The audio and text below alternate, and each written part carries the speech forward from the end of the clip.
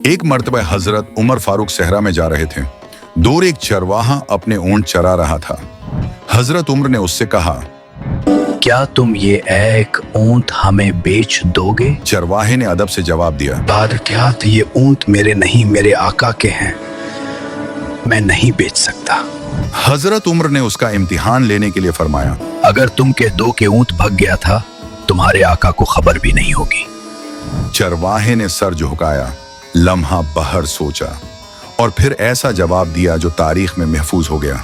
मेरे आका को तो धोखा दे सकता हूँ, लेकिन अल्लाह को क्या जवाब दूंगा?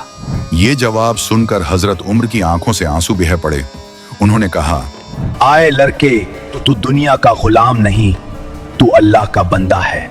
हजरत उमर उस चरवाहे के मालिक के पास गए, उसे पूरा रेवड़ खरीद कर आजाद कर दिया और फरमाया, ऐसे सच्चे बंदे गुलाम नहीं रह सकते। अगर आपको ये वीडियो पसंद आई है तो कमेंट में जरूर जवाब दीजिएगा।